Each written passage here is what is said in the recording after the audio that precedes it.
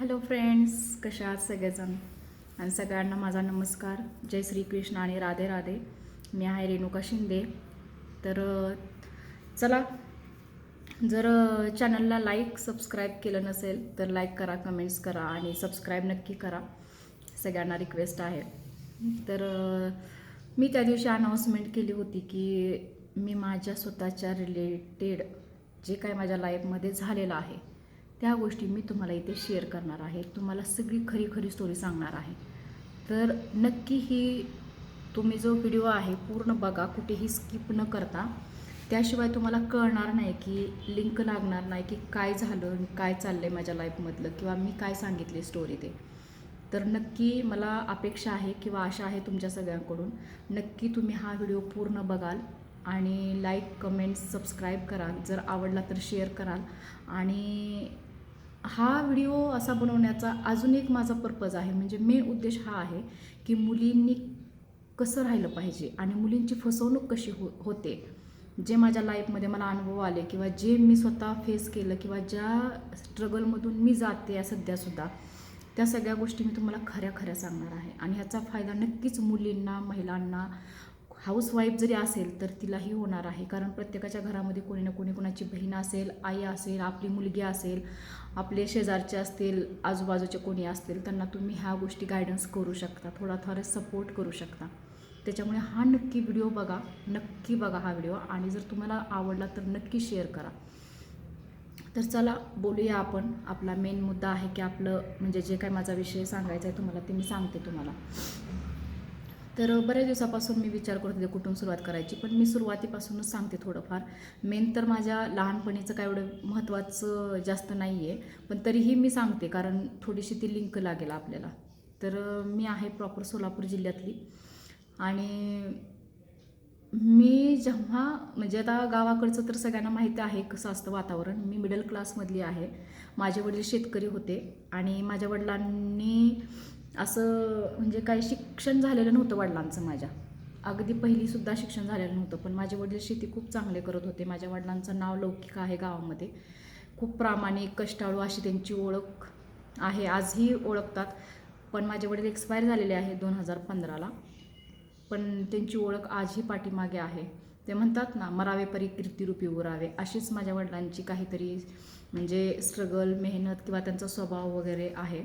आणि आजही आम्ही जेव्हा गावी जातो तेव्हा सगळे लोक जेव्हा म्हणतात अरे तू ह्याची मुलगी आहे का, तर आम्हाला अभिमान वाटतो.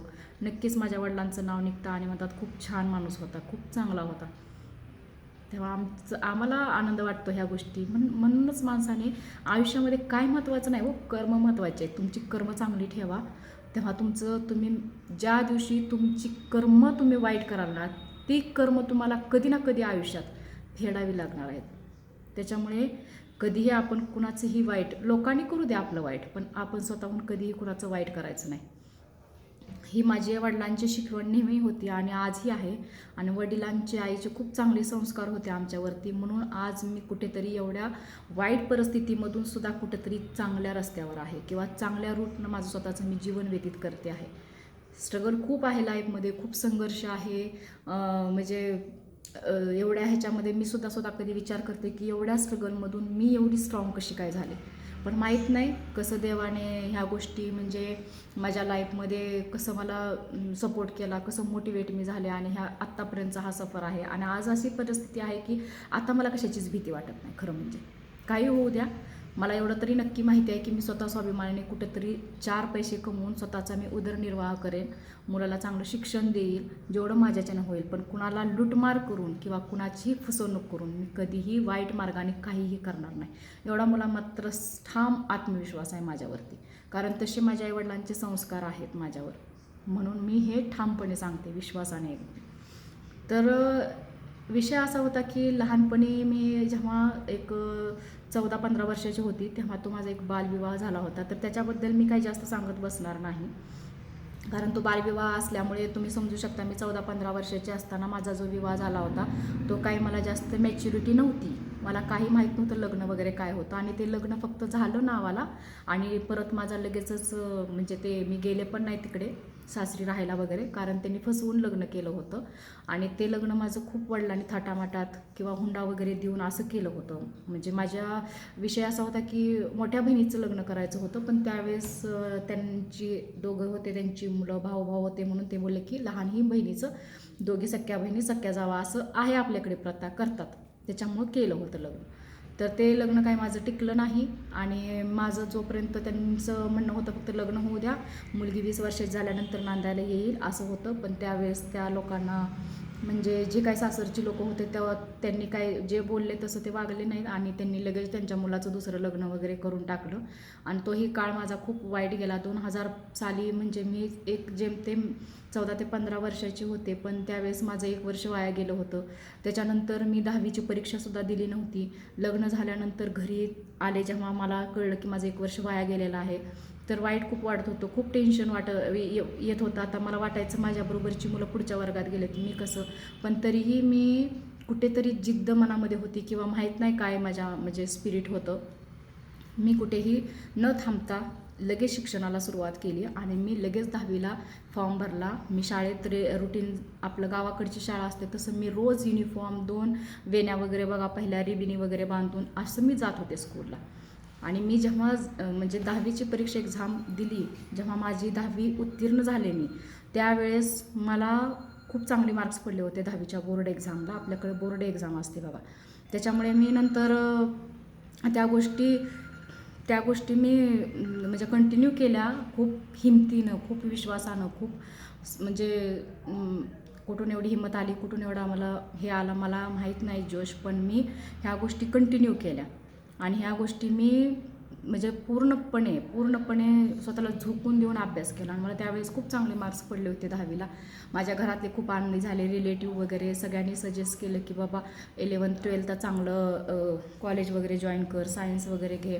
पण घरच्या हालाकीची परिस्थिती असल्यामुळे मी सायन्स नव्हतं घेतलं. मी आर्ट साईडनं 11वी-12वी पण कंटिन्यू केली. मग तेव्हा पण असंच होतं घरामध्ये, सगळे गावाकडे आपल्या माहिती असेल तुम्हाला की बाबा लग्न झालेलं आहे पण तरीही मुलगी नांदत नाही आहे, तर सगळ्यांचा बघण्याचा दृष्टिकोन खूप वेगळा होता, खूप ॲटिट्यूड होता आणि खूप वाईट वाटायचं जेव्हा मी रस्त्यानं जायचे शाळेला युनिफॉर्म वगैरे घालून. लग्न झाल्यानंतर लहानच होते मी वयानं, पण मला काय एवढं समज नव्हती, त्याच्यामुळे मी त्या लोकांचा कुठेही माझ्या मनावर परिणाम होऊ दिला नाही. वाईट वाटायचं कधी कधी, थोडंफार तर समजायचं, असं नाही की बिलकुलच काय समजायचं नाही, पण चला समजत नव्हतं हे पण चांगली गोष्ट आहे. तर मी तरीही रोज रुटीन माझं जे ठरलेलं आहे ते मी नेहमी जायचे आणि माझ्या कामानं माझ्या शाळेच्या निमित्तानं मी नेहमी कुठे ना कुठेतरी म्हणजे बिझी राहिले माझ्या शाळेच्या वर्कमध्ये. त्याच्यामुळे मी ह्या सगळ्या गोष्टी चांगल्या व्यवस्थितपणे पार पाडल्या. मी परत 11वी-12वी चांगली कंटिन्यू केली. आर्ट साईडनं मी परत चांगली जोमानं अभ्यास केला आणि मला परत 12वीला खूप चांगले मार्क्स पडले होते, 75+ पडले होते. त्याच्यामुळे माझा DEDला पण नंबर लागला आणि सुरुवातीला वाटत होतं सगळ्यांना की बाबा चला, म्हणजे मी ऐकून होते फक्त की 12वी झालं की DED होतं, DED झालं की लगेच आपला गव्हर्नमेंट जॉब लागतो टीचरचा, शिक्षकाचा, म्हणून म्हटलं चला शॉर्टकटमध्ये आपल्याला जॉब तर पाहिजे, कारण आपलं ऑलरेडी लग्न झालेलं आहे, आपल्या लाईफची एवढी मोठी नुकसान झालेले आहे ते भरून न येण्यासारखं आहे आता. आणि दुसरं लग्न वगैरे करायचं म्हटलं की घरामध्ये चर्चा व्हायची, आता हिचं दुसरं लग्न कुठे करायचं, हिच्याशी लग्न कोण करायचं, हिचं काय होणार इन फ्युचर, मग आता काय करणार आपण, मग आता कसं हिचं पुढचं. तर मी ठाम होते माझ्या ह्याच्यावर, मला लग्नाची घाई नव्हती किंवा मला लग्न करायचंच नव्हतं, ती मानसिकता पण माझी नव्हती आणि पहिलंही मला लग्न करायचं नव्हतं. पण तरीही घरातल्यांच्या म्हणजे आपल्या गावाकडे असतं की घरामध्ये जर जास्त मुली असतील तर पटकन त्यांची लग्न करून रिकामं व्हायचं, म्हणजे ते म्हणतात ना डोक्यावरचं वजं खांद्यावर करायचं, असा काहीतरी त्यांचा ॲटिट्यूड असतो गावाकडच्या लोकांचा. त्याच्यामुळे मी ह्या सगळ्या गोष्टी कुठेतरी थांबवल्या आणि म्हटलं जरी झालं आहे माझं पहिलं लग्न तरी पण काही प्रॉब्लेम नाही म्हटलं, पण मला एज्युकेशन घ्यायचं आहे आणि पुढं 12वी नंतर विचार करेन का आहे ते. कारण ज्यावेळेस माझं लग्न झालं होतं त्यावेळेस फक्त मी 14 ते 15 वर्षाची होती, त्याच्यामुळे मला स्वतःलाच माहीत नव्हतं की माझं पुढं काय होणार आहे. आणि तोपर्यंत जे काय होतं ते पहिल्या लग्नाचं वगैरे त्या लोकांना काय हे झालं नाही, त्यांनी दुसरं तिसरं लग्न केलं, त्याच्यामुळे ते ऑलरेडी माझ्या लाईफमधून तसेच निघून गेले आणि फक्त मग परत मला ऑप्शन राहिला नाही शिक्षणाशिवाय. पण घरातल्यांचं आईवडिलांचा एवढा सपोर्ट होता की चला ॲटलिस्ट त्यांनी मला शिक्षणाची तरी परमिशन दिली, बाबा तुला काय शिकायचं ते शिक. माझे वडील खूप मला सपोर्ट केले वडिलांनी आणि त्यांनी नेहमी सांगितलं की तुला जे काय करायचं ते तुझ्या लाईफमध्ये, कारण पहिलं लग्न तुझी इच्छा नसताना आम्ही केलेलं आहे. सो तुला आता परत आम्हाला फोर्सफुली काय करायचं नाही आहे. तुला जे वाटतंय ते म्हणजे तू कर. तुला जर शिक्षण घ्यायचं तर शिक्षण कर, आणि जर जॉब करायचं तर जॉब. पण जॉब करण्यासारखी तर माझी कॅपॅसिटी नव्हती, कारण माझं एज्युकेशन अजून कंप्लीट व्हायचं होतं. पण वडिलांचा खूप सपोर्ट होता. ते बोलले शिक्षण कंप्लीट कर, पुढं तुला काय व्हायचं आहे ते हो तू. मला जरी मला काय, आणि खर्च खूप झाला होता लग्नामध्ये, तरीही माझ्या वडिलांनी ह्या गोष्टीसाठी मला सपोर्ट केला. आणि मी कुठेतरी त्यांच्यामुळे शिकले. पुढं सपोर्ट होता त्यांचा मला. वडील माझ्या अडाणीच होते, शेतकरीच होते, तरीही त्यांचा सपोर्ट चांगला होता म्हणून मी कुठेतरी शिकले आणि पुढं माझं शिक्षण कंटिन्यू झालं. तर ठीक आहे, चला मी म्हणजे बऱ्याच काही गोष्टी आहेत असे मी छोटे तुम्हाला थोड्या गोष्टी रोज थोडं 10 मिनिटाचं एक लाईव्ह म्हणजे व्हिडिओ बनवून मी सांगत जाईन. तर तुम्हाला जर असे कहाण्या किंवा अशा जर रिअल स्टोरी जर ऐकायला आवडत असतील तर नक्की लाईक कमेंट्स करा आणि सबस्क्राईब करा.